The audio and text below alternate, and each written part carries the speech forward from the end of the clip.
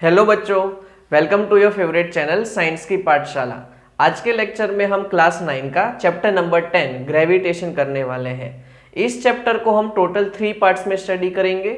First part में आपको gravitation के बारे में पता चलेगा, जिसके अंदर हम न्यूटन का यूनिवर्सल लॉ ऑफ ग्रेविटेशन को देखेंगे, फ्री फॉल को देखेंगे, स्मॉल जी की वैल्यू को कैसे कैलकुलेट किया गया था वो हम देखने वाले हैं, और साथ में मास और वेट में क्या डिफरेंस है वो टॉपिक हमारा जो है इस वीडियो के अंदर कवर होगा। तो ये सब कुछ हम पार्ट 1 में डिस्कस करने वाले हैं। पार्ट 2 में हम फ्लोटेशन वाला पार्ट कंप्लीट करने वाले हैं। फ्लोटेशन का मतलब होता है फ्लूइड की प्रॉपर्टीज, जहाँ पे हम प्रेशर को डिस्कस करेंगे, रिलेटिव डेंसिटी को डिस्कस करेंगे, आर्किमिडीज प्रिंसिपल में क्या हुआ था, साथ साथ में बायनेंसी क्या होती है वो पार्ट को हम डिस्कस करेंगे, और लास्ट में पार्ट 3 में हम इसके न्यूमेरिकल्स को कंप्लीट करने वाले हैं। तो इस तरीके से हम ये जो पूरा चैप्टर है वो 3 पार्ट में कंप्लीट करेंगे। अब बिना टाइम वेस्ट किए हम इस लेक्चर को स्टार्ट करते हैं। अभी मजा आएगा ना भिड़ो। जैसे कि मैंने आपको बताया, पार्ट 1 में हम ये सारे टॉपिक्स को डिस्कस करने वाले हैं। पहले चैप्टर का इंट्रोडक्शन आएगा, फिर न्यूटन्स लॉ ऑफ ग्रेविटेशन को हम स्टडी करेंगे, फिर बाद में ग्रेविटेशन और ग्रेविटी में क्या डिफरेंस है। ठीक है, बहुत सारे स्टूडेंट्स ऐसा मानते हैं कि दोनों सेम चीज होती है, लेकिन उसमें थोड़ा सा डिफरेंस है, वो पार्ट हम डिस्कस करने वाले हैं।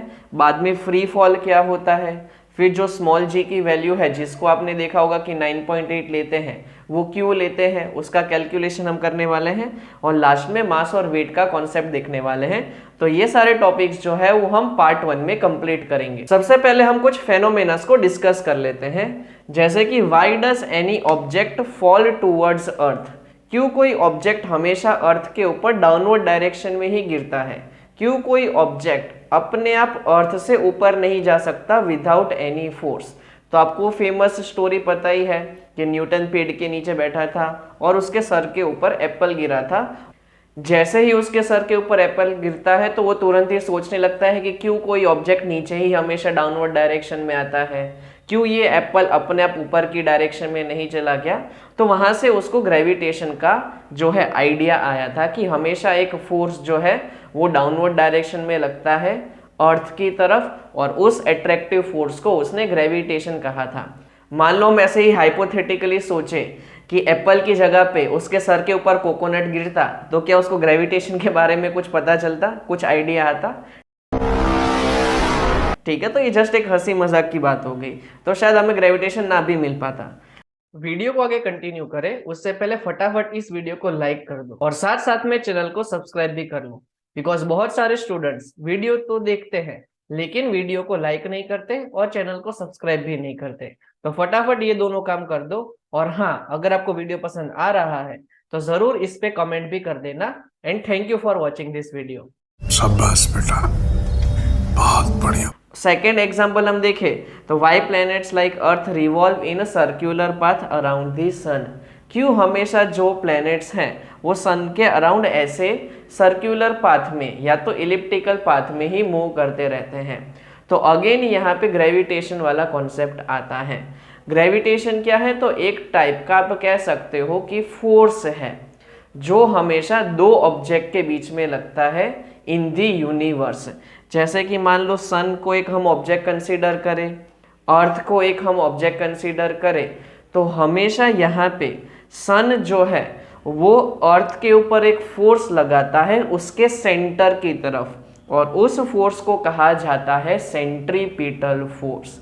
ठीक है, सेंट्रीपिटल फोर्स क्या हुआ? एक टाइप का एट्रैक्टिव फोर्स हो गया जो सेंटर की तरफ लगता है, और उसी की वजह से यहाँ पे जो अर्थ है वो ऐसे सर्कुलर पार्ट में रोटेट करती है।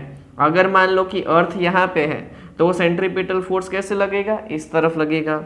मान लो अर्थ यहाँ पे आ गई तो सेंट्रीपिटल फोर्स इस तरीके से लगेगा। तो हमेशा जो सेंटर की तरफ फोर्स लगता है उस फोर्स को कहा जाता है सेंट्रीपिटल फोर्स, और इसी फोर्स को बाद में ग्रेविटेशन कहा गया। सो यहाँ से हमें ग्रेविटेशन की एक एग्जैक्ट डेफिनेशन मिलती है। It is the phenomena of force of attraction between any two objects in the universe. तो ग्रेविटेशन एक ऐसा फेनोमेना है कि अगर यूनिवर्स के अंदर जितने भी ऑब्जेक्ट्स हैं उनके बीच में जो फोर्स ऑफ अट्रैक्शन लगता है उस फेनोमेना को हम कहेंगे ग्रेविटेशन। अब यहाँ पे जो ग्रेविटेशन फोर्स है वो किसी भी ऑब्जेक्ट के ऊपर लग सकता है irrespective of their mass and size. मतलब कि अगर कोई ऑब्जेक्ट बहुत स्मॉल है, उसका मास बहुत कम है, या तो कोई ऐसा ऑब्जेक्ट है जिसका मास बहुत ज्यादा हो गया, जैसे कि अर्थ है, सन है, स्टार्स है, उन सब का मास बहुत ज्यादा होता है। चाहे कोई ऐसा ऑब्जेक्ट है जिसका मास बहुत ही कम है, जैसे कि पेपर हो गया, ठीक है, या तो इवन एटम्स हो गए, ठीक है, तो उन सब के ऊपर हमेशा एक अट्रैक्टिव फोर्स लगता है, उनको कहा जाता है ग्रेविटेशन फोर्स। ठीक है, तो ये पार्ट आपको याद रखना है। और ये एक ऐसा टाइप का फोर्स है जिसको कहा जाता है अट्रैक्टिव इन नेचर। मतलब कि यहाँ पे हमेशा दो ऑब्जेक्ट के बीच में अट्रैक्शन का फोर्स ही लगेगा, रिपल्शन नहीं होता है। तो ये पर्टिकुलर कॉन्सेप्ट्स आपको पता होने चाहिए। एक और इंपॉर्टेंट क्वेश्चन आपको यहाँ पे गिव रीजन के फॉर्म में पूछा जाता है, why does Apple move towards earth and earth does not move towards Apple.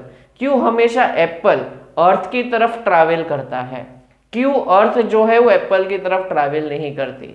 तो यहाँ पे हमें फोर्स का फॉर्मूला यूज करना पड़ेगा जो हमने चैप्टर नंबर 9 में देखा था, that is F is equal to ma।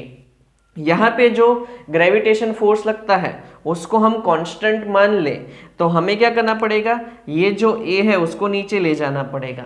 मतलब कि mass is inversely proportional to acceleration.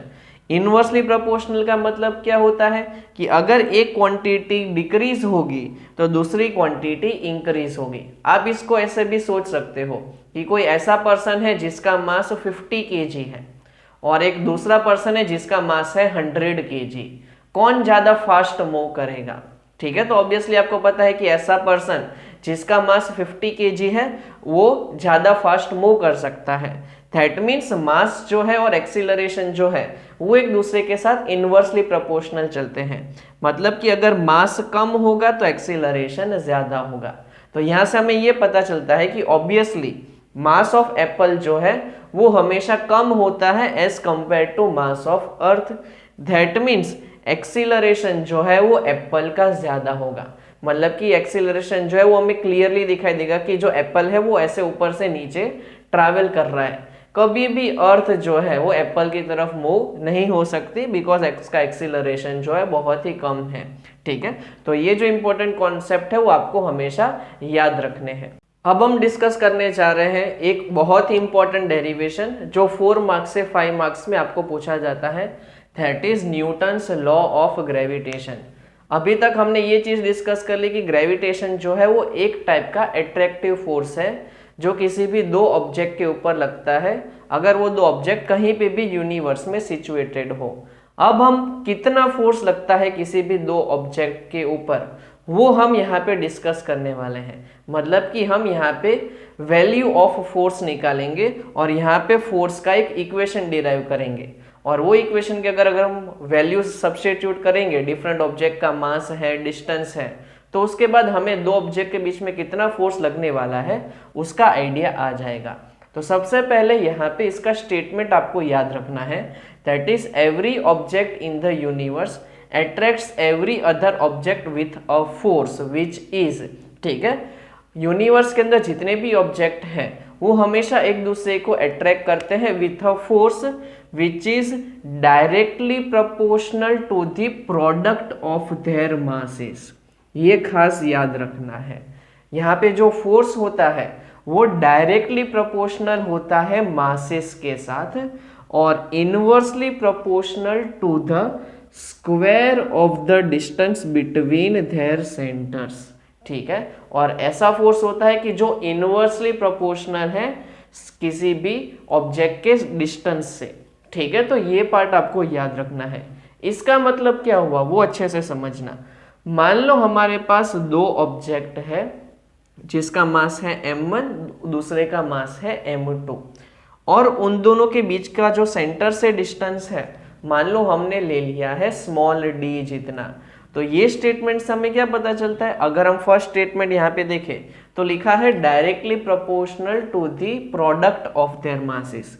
तो फोर्स को अगर हम F से डिनोट करें, ठीक है, फोर्स क्या है, तो यहाँ पे हम ग्रेविटेशन फोर्स के बारे में डिस्कस कर रहे हैं। और ये फोर्स कहाँ से लगता है, तो हमें पता है कि अट्रैक्टिव फोर्स होता है।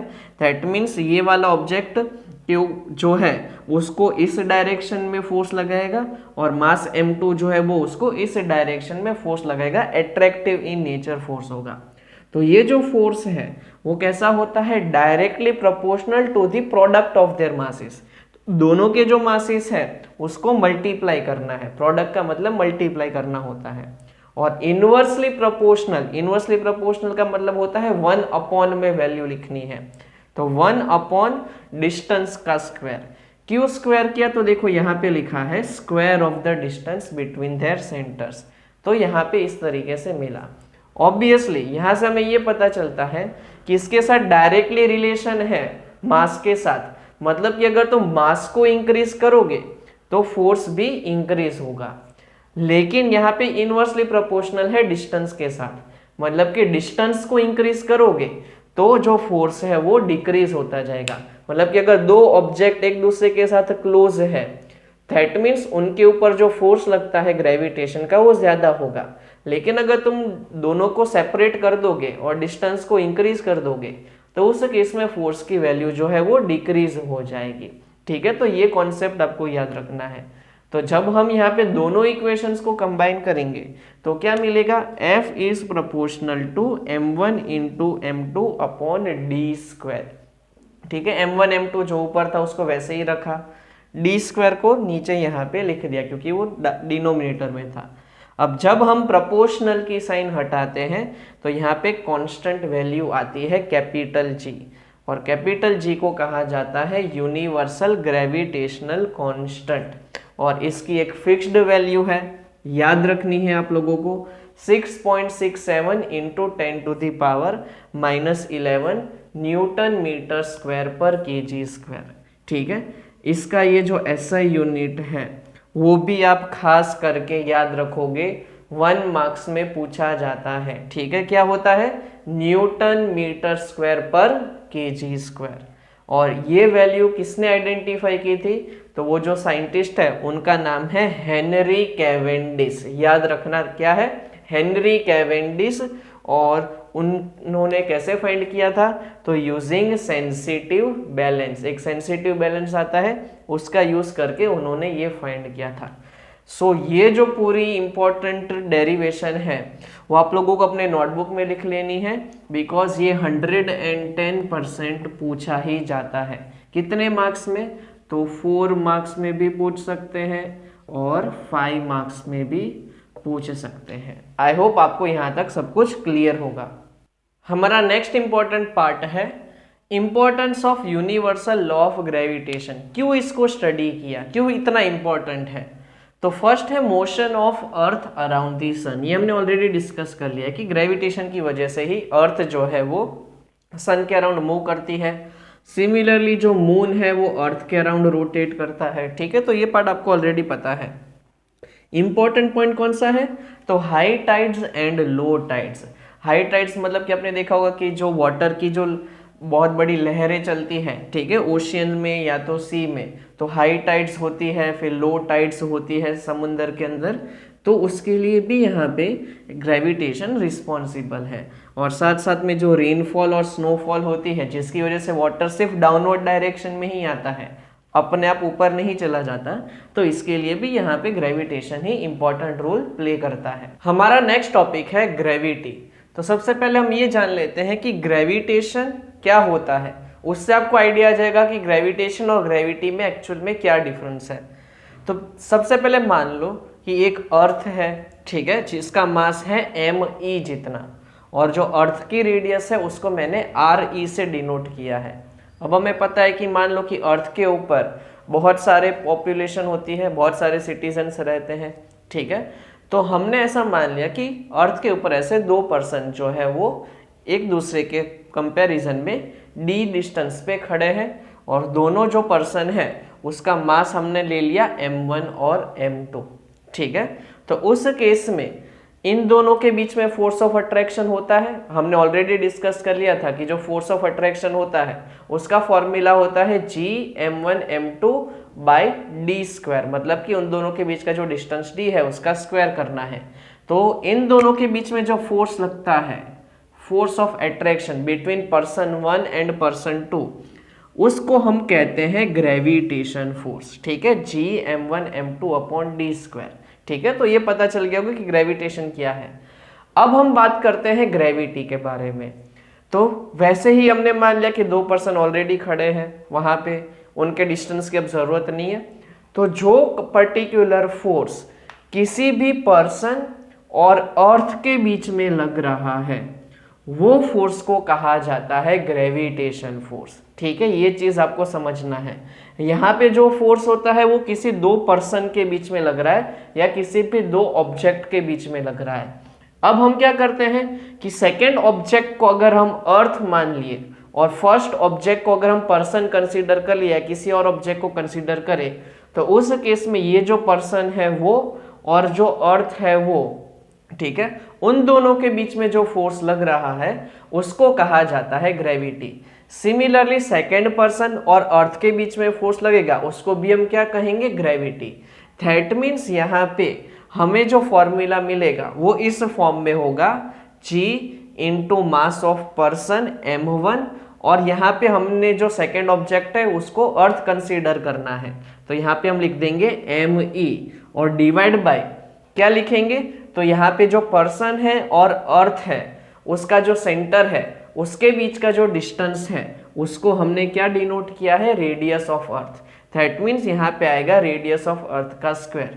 सिमिलरली तुम्हें पर्सन नंबर 2 और अर्थ के बीच में जो ग्रेविटी लगती है उसका फॉर्मूला निकालना है, तो क्या निकलेगा, तो G mass of second person into mass of earth divide by radius का स्क्वायर।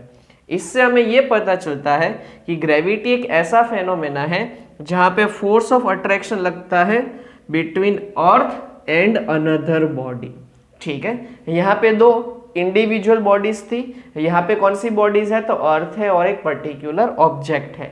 तो ये होता है ग्रेविटेशन और ग्रेविटी में डिफरेंस। और हाँ, इसकी जो डायरेक्शन है ग्रेविटी की वो हमेशा होती है टुवर्ड्स द सेंटर ऑफ अर्थ। हमारा नेक्स्ट इंपॉर्टेंट टॉपिक आता है फ्री फॉल, जिसमें से न्यूमेरिकल्स और एज वेल एज 1 मार्क्स के क्वेश्चन पूछे जाते हैं। तो सबसे पहले हम जान लेते हैं कि फ्री फॉल का मतलब क्या है। जब भी कोई ऑब्जेक्ट सिर्फ और सिर्फ अर्थ की ग्रेविटी की वजह से डाउनवर्ड डायरेक्शन में फॉल करता है, मतलब कि गिरता है, तो उस एक्शन को कहा जाता है फ्री फॉल।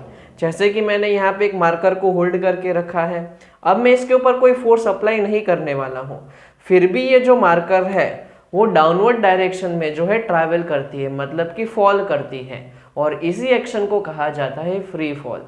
यहाँ पे ये चीज़ ध्यान रखनी है कि हम यहाँ पे ऑब्जेक्ट के ऊपर कोई एक्सटर्नल फोर्स अप्लाई नहीं करते, ये सिर्फ और सिर्फ अर्थ का जो ग्रेविटी है उसके इन्फ्लुएंस से यहाँ पे ऑब्जेक्ट जो है वो डाउनवर्ड डायरेक्शन में मूव करता है, और इसी एक्शन को कहा जाता है फ्री फॉल।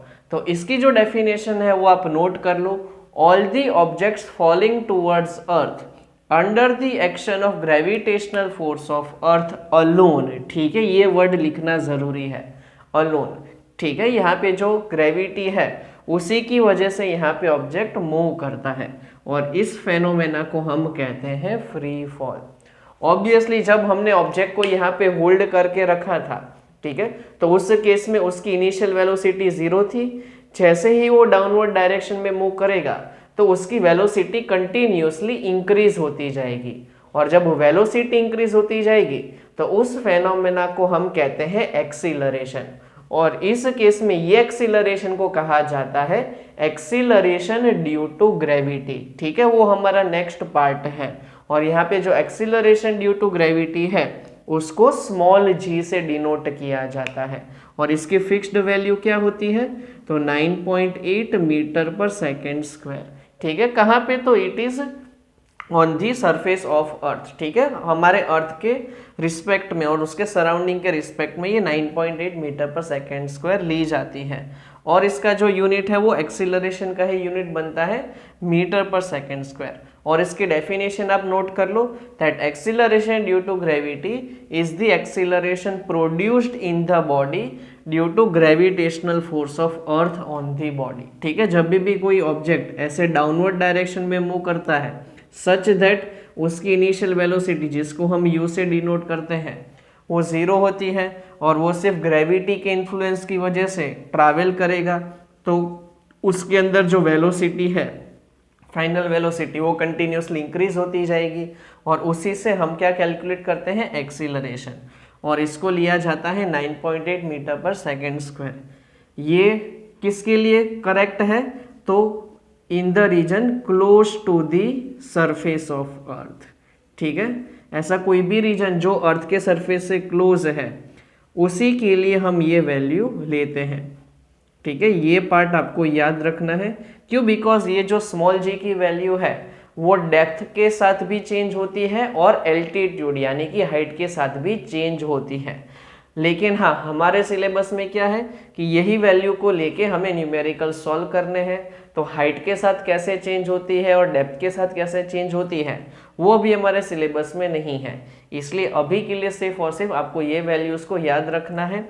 साथ साथ में अगर आपको न्यूमेरिकल के अंदर ऐसा लिखा है कि take the value of g as 10 metre per second square, तो वो पर्टिकुलर न्यूमेरिकल के लिए आप 10 यूज़ कर सकते हो। अगर न्यूमेरिकल में कोई वैल्यू प्रोवाइड नहीं की है g की, तो उस केस में आप सिर्फ g is equal to 9.8 metre per second square लेके ही जो है न्यूमेरिकल को सॉल्व करोगे। अब हम डिस्कस करते हैं कि कैपिटल G, जिसको यूनिवर्सल ग्रेविटेशनल कांस्टेंट कहा जाता है, और small g that is gravitational acceleration, उन दोनों के बीच में क्या डिफरेंस है और क्या रिलेशन है, और साथ साथ में हम यहाँ पे स्मॉल g की वैल्यू को भी कैलकुलेट करेंगे। जो थोड़ी देर पहले हमने डिस्कस किया कि उसकी वैल्यू 9.8 होती है, वो एक्चुअल में कहाँ से आई, तो ये एक थोड़ा सा मैथमेटिकल और डेरिवेशन वाला पार्ट है।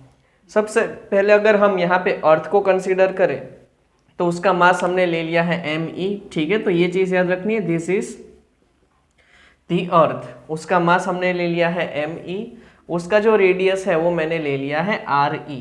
ठीक है, और हमने ऐसा कंसीडर किया कि कोई पर्टिकुलर ऑब्जेक्ट जो है जिसका मास है m, ठीक है, वो अर्थ से एक पर्टिकुलर डिस्टेंस पे है, मतलब कि हाइट पे है, और वो जो पर्टिकुलर हाइट है वो मैंने यहाँ पे स्मॉल r से कंसीडर की है।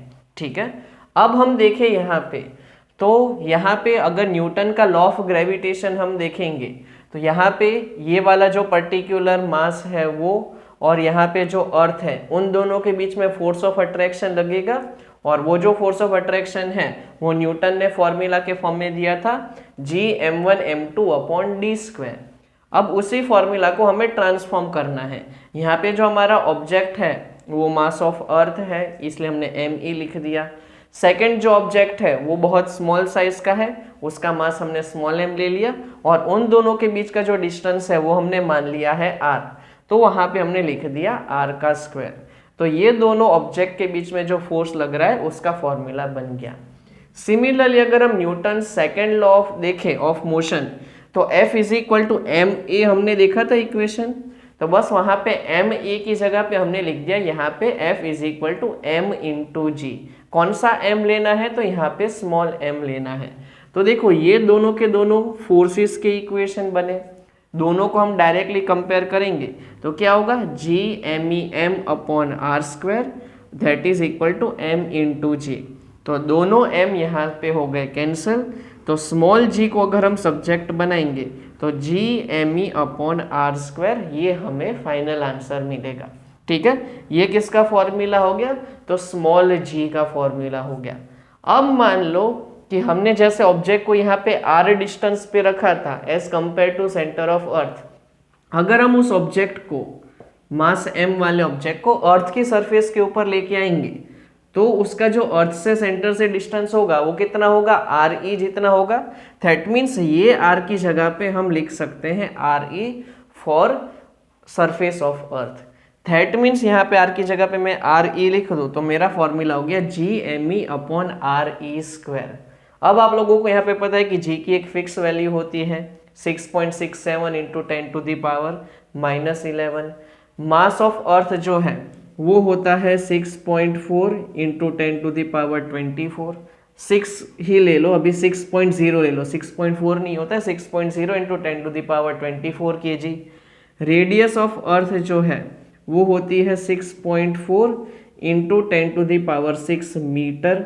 ठीक है, ये जो ऊपर वाला है वो केजी में मेजर किया जाता है। इन सब की वैल्यू को जब तुम सब्स्टिट्यूट करोगे तो लास्ट में आंसर आएगा 9.8 मीटर पर सेकेंड स्क्वायर। इसलिए न्यूमेरिकल के लिए आपको ये वैल्यू याद रखनी है। एक और चीज आप नोटिस करोगे तो ये जो फॉर्मूला है उसमें स्मॉल m कहीं पे नहीं आ रहा है। इसका मतलब ये हुआ कि एक्सीलरेशन ड्यू टू ग्रेविटी जो है वो किसी भी मास के ऊपर डिपेंड नहीं करता। हम जो यहाँ पे स्मॉल m मास लेते हैं उसके मास के ऊपर डिपेंड नहीं करता। मतलब कि मान लो कि अगर तुम एक स्टोन को थ्रो कर रहे हो, मतलब कि स्टोन ग्रेविटी के इन्फ्लुएंस से नीचे की तरफ आ रहा है, या कोई पेपर का पीस नीचे की तरफ आ रहा है, दोनों के ऊपर ये जो स्मॉल g की वैल्यू है वो सेम ही लगेगी। ठीक है, अगर कोई हैवी ऑब्जेक्ट है या कोई लाइटर ऑब्जेक्ट है, दोनों के दोनों जब डाउनवर्ड डायरेक्शन में मूव करेंगे तो उनके ऊपर ये जो स्मॉल g की वैल्यू है वो हमेशा फिक्स ही रहती है और वो होती है 9.8 मीटर पर सेकेंड स्क्वायर। अब एक और इम्पोर्टेंट टॉपिक हम देख लेते हैं जहां पे अगेन स्मॉल g में कैसे वेरिएशन होता है इक्वेटर के ऊपर और पोल्स के ऊपर। इसके रिगार्डिंग आपको क्वेश्चन पूछा जाता है। हमको ऐसा पूछते हैं क्वेश्चन, आपको क्वेश्चन पेपर में ऐसा पूछा जाएगा कि स्मॉल g की वैल्यू पोल्स के ऊपर ज्यादा है कि इक्वेटर के ऊपर ज्यादा है, तो उसका हम जो है कॉन्सेप्ट अभी अच्छे से समझ लेते हैं। मान लो हमारे पास ऐसे अर्थ है, आप लोगों को पता हो तो अर्थ जो है ना वो पोल्स के ऊपर थोड़ी फ्लैट है। ठीक है, परफेक्टली स्फेरिकल शेप में नहीं है, थोड़ा सा ओवल शेप है।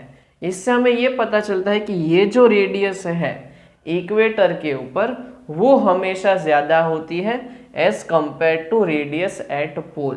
ठीक है, तो ये हमने यहाँ पे लिख लिया, रेडियस जो है वो इक्वेटर पे ज्यादा है एज कंपेयर टू पोल। तब हमें ये देखना है कि यहाँ पे ये जो रेडियस है या जो डिस्टेंस है उसका रिलेशन स्मॉल g के साथ कैसा है। तो थोड़ी देर पहले हमने देखा था कि ये जो स्मॉल g है उसका फॉर्मूला क्या होता है, g into mass of earth divide by distance का स्क्वायर। मतलब कि यहाँ पे हम देखेंगे डिस्टेंस के साथ तो g इज प्रोपोर्शनल टू हमें क्या मिलेगा 1/r²। दैट मीन्स यहाँ पे रिलेशन जो है वो इनवर्सली प्रोपोर्शनल है। मतलब कि अगर r की वैल्यू इंक्रीज होगी तो g की वैल्यू जो है वो डिक्रीज होगी। अब r की वैल्यू कहाँ पे ज्यादा है, तो इक्वेटर पे ज्यादा है। मतलब कि अगर रेडियस ऑफ इक्वेटर बढ़ेगा तो वहां पे g की वैल्यू जो है वो डिक्रीज होगी, स्मॉल होती जाएगी। इससे हमें ये पता चलता है कि इक्वेटर के ऊपर g की वैल्यू स्मॉल है और पोल के ऊपर जो है कंपैरेटिवली आपको इक्वेटर से ज्यादा वैल्यू मिलेगी। दैट मीन्स अगर आपको पूछे कि मैक्सिमम वैल्यू g की कहाँ पे है तो वो आपको मिलेगी पोल्स के ऊपर, और मिनिमम वैल्यू कहाँ पे मिलेगी तो इक्वेटर के ऊपर। इस चीज को खास करके याद रखना, ये मोस्ट IMP क्वेश्चन है, आपको 1 मार्क्स में कई बार पूछा जाता है। आप लोगों ने फ्री फॉल का कॉन्सेप्ट तो समझ लिया है। अब हम इक्वेशंस देखने वाले हैं जो फ्री फॉल वाली कंडीशन में हम यूज करने वाले हैं। ये जो टॉपिक है उसको कहा जाता है motion of an object under the influence of gravitational force of अर्थ। मतलब कि कोई भी ऑब्जेक्ट अगर ग्रेविटी के इन्फ्लुएंस में मूव करता है तो उस केस में मोशन के कौन से इक्वेशंस हम यूज करते हैं उसको हमें यहाँ पे स्टडी करना है। तो सबसे पहले हमें पता है कि जो जनरल इक्वेशन होते हैं मोशन के फॉर यूनिफॉर्मली एक्सीलरेटेड मोशन, ठीक है, ऐसे इक्वेशंस जो है आप लोगों को याद हो तो हमने चैप्टर नंबर 8 में भी डिस्कस किए थे। वो जो इक्वेशन थे वो कौन से थे, तो v is equal to U plus A T, S is equal to U T plus half A T square and V square minus U square is equal to 2as। v क्या होता था, तो फाइनल वेलोसिटी, u जो था वो था initial velocity, a means acceleration, t means time and s means distance. ठीक है, तो ये जो पार्ट था वो हमने चैप्टर नंबर 8 में ऑलरेडी देखा था। अब यहाँ पे क्या होता है फ्री फॉल वाली कंडीशन में, ये जो हमारा a है वो रिप्लेस हो जाएगा g से। ठीक है, बिकॉज यहाँ पे ग्रेविटी की वजह से एक्सीलरेशन होता है, इसलिए हम a को यहाँ पे g से रिप्लेस कर देंगे। तो हमारे जो इक्वेशन है फॉर फ्रीली फॉलिंग बॉडी वो बन जाएंगे v is equal to U plus G T, s is equal to U T plus half G T square and V square minus U square is equal to 2gs। ठीक है, अब आप लोगों को पता है कि एक्सीलरेशन जो है वो एक टाइप की वेक्टर क्वांटिटी है, वो डायरेक्शन के साथ चेंज हो जाती है। तो न्यूमेरिकल पर्पस के लिए आपको ये चीज याद रखनी है कि कब g की वैल्यू पॉजिटिव लेनी है और कब उसको नेगेटिव लेना है। तो सबसे पहले जब डाउनवर्ड डायरेक्शन में कोई ऑब्जेक्ट मूव करेगा, मान लो कि कोई ऑब्जेक्ट जो है वो फ्री फॉल वाली कंडीशन में है, ऊपर से ऐसे नीचे आ रहा है, तो उस केस में आप g की वैल्यू को पॉजिटिव लोगे 9.8 मीटर पर सेकेंड स्क्वायर। लेकिन अगर उसका ऑपोजिट है, मतलब कि हमने ऑब्जेक्ट को यहाँ से ऐसे अपवर्ड डायरेक्शन में थ्रो किया, तो उस केस में g की वैल्यू जो है वो आपको -9.8 मीटर पर सेकेंड स्क्वायर लेनी है। क्यों? बिकॉज हमने डाउनवर्ड डायरेक्शन को पॉजिटिव कंसीडर किया है और अपर डायरेक्शन को हमने नेगेटिव कंसीडर किया है।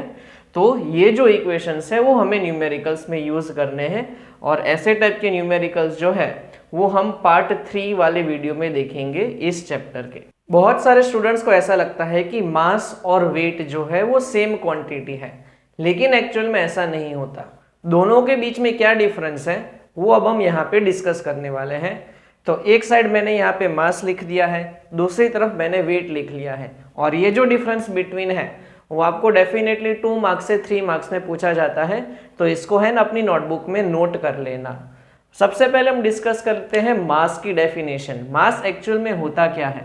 तो it is the amount of substance present in a body. किसी भी बॉडी के अंदर कितने अमाउंट में सब्सटेंस यानी कि मैटर प्रेजेंट है उसको कहते हैं उसका मास। ठीक है, ये चीज आपको याद रखनी है। और वेट क्या होता है? तो it is the force with which earth attracts the body towards its centre.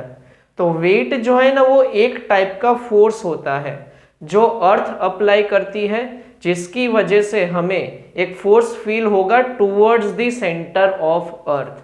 ठीक है, तो वेट क्या है? एक टाइप का फोर्स है। ये पार्ट आपको याद रखना है। और ये जो फोर्स है वो सबके ऊपर लगता है, मेरे ऊपर भी लगेगा, आपके ऊपर भी लगेगा, जितने भी ऑब्जेक्ट्स अर्थ के ऊपर है उन सबके ऊपर यहाँ पे जो है वो वेट फोर्स लगेगा ही। और कौन सी डायरेक्शन में लगता है? तो टुवर्ड्स द सेंटर ऑफ अर्थ। ये पार्ट आपको याद रखना है। ठीक है, तो मास जो है वो अमाउंट ऑफ सब्सटेंस होता है और वेट जो है वो क्या होगा? एक टाइप का फोर्स। अब इसका ऐसा यूनिट जो है वो केजी होगा मास का। ठीक है, आपने देखा ही होगा, अब अपना मास मेजर करते होंगे उसको केजीज में मेजर किया जाता है। और वेट क्या है? एक टाइप का फोर्स। तो आप लोगों को याद हो तो फोर्स का इक्वेशन क्या होता है? F is equal to m into a. ठीक है, according to Newton second law of motion. उसी इक्वेशन को यहाँ पे चेंज कर देना है। F की जगह पे वेट का सिंबल W लिख देंगे, M एज इट इज रहेगा और A की जगह पे आ जाएगा G, acceleration due to gravity. ठीक है, तो W is equal to mg हमारा फॉर्मूला हो जाएगा और यहाँ पे जो ऐसा यूनिट है वो बनता है न्यूटन। नेक्स्ट जो है वो है मास इज ऑलवेज कांस्टेंट। मास की वैल्यू कभी भी चेंज नहीं होती। आप कहीं पे भी कोई भी प्लेनेट के ऊपर चले जाओगे तो वहां पे आपका मास जो है वो हमेशा चेंज होगा। चेंज क्या होता है? तो वो आपका वेट।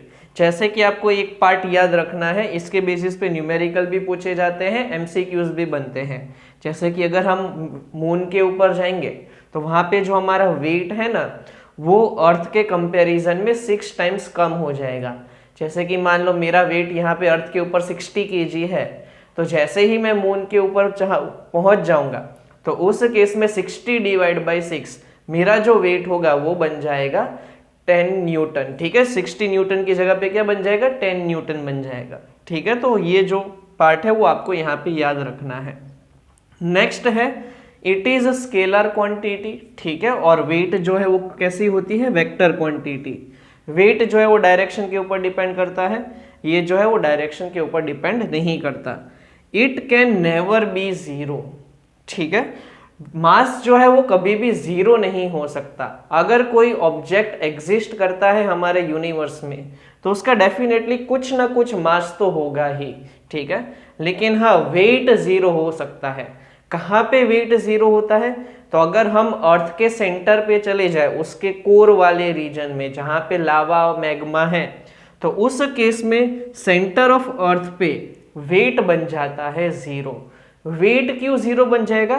क्योंकि वो जो ऐसा रीजन है ना, वहां पे ये जो स्मॉल जी है ना, एक्सीलरेशन ड्यू टू ग्रेविटी, वो जीरो हो जाता है, इसलिए वेट भी जीरो हो जाएगा।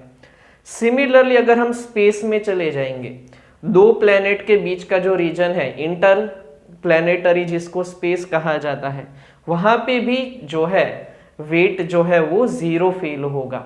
आपने शायद देखा होगा कि जो स्पेस शटल के अंदर जो एस्ट्रोनॉमर्स होते हैं वो वेटलेसनेस फील करते हैं। क्यों? आपने देखा होगा कि वो स्पेस शटल के अंदर जो है वो एक तरीके से फ्लाई कर रहे होते हैं, ठीक है, बिकॉज उनके ऊपर जो है कोई ये जो वेट फोर्स है वो नहीं लगता है। सिमिलरली यहाँ पे जो हम देखें 6 नंबर का पॉइंट, तो यहाँ पे मास को बीम बैलेंस से मेजर किया जाता है और यहाँ पे स्प्रिंग बैलेंस का यूज करके हम वेट को मेजर करते हैं। तो ये जो इंपॉर्टेंट पार्ट है वो आपको डिफरेंस बिटवीन के फॉर्म में भी याद रखना है। साथ साथ में अगर आपको कोई इंडिविजुअल शॉर्ट नोट के फॉर्म में पूछे तो भी आप ये पॉइंट लिख सकते हो। और हाँ, बहुत आईएमपी क्वेश्चन है, इसलिए अपने नोटबुक में जरूर से लिख देना। यहाँ पे हमारा पार्ट 1 ऑफ दिस चैप्टर खत्म होता है। मैंने आप लोगों को बहुत इंपॉर्टेंट टॉपिक्स यहाँ पे सीखा है, जिसमें सबसे इंपॉर्टेंट था न्यूटन्स लॉ ऑफ ग्रेविटेशन, वो हमने अच्छे से डिस्कस किया। हमने फ्री फॉल को डिस्कस किया, कैपिटल जी क्या होता है वो हमने देखा, स्मॉल जी क्या होता है जिसको एक्सीलरेशन ड्यू टू ग्रेविटी कहा, ठीक है, उसकी वैल्यू को क्यों 9.80 लिखा जाता है, और लास्ट में हमने देखा मास और वेट में क्या डिफरेंस है। ये सारे इंपॉर्टेंट टॉपिक्स थे इस वीडियो के और इस चैप्टर के। नेक्स्ट वीडियो में हम फ्लूइड वाला पार्ट कवर करने वाले हैं, जहाँ पे हम प्रेशर, थ्रस्ट, आर्किमिडीज प्रिंसिपल और बायनेंसी को डिस्कस करेंगे। और हाँ, जो मैंने अभी आज आपको इक्वेशंस लिखा है उसके जो न्यूमेरिकल्स हैं वो पार्ट 3 वाले वीडियो में हम करने वाले हैं।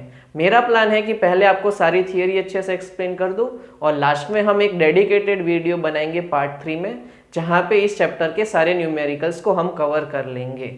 अगर इस वीडियो में आपको कोई डाउट है तो आप मुझे नीचे कमेंट सेक्शन में पूछ सकते हो, मैं तुरंत ही रिप्लाई करके आपके डाउट्स को सॉल्व करा दूंगा। और हाँ, आपको ये वीडियो पसंद आया तो इस वीडियो को लाइक कर देना, चैनल को सब्सक्राइब कर देना और अपने फ्रेंड्स और फैमिली में इसको शेयर कर देना। अब हम मिलेंगे नेक्स्ट वीडियो में।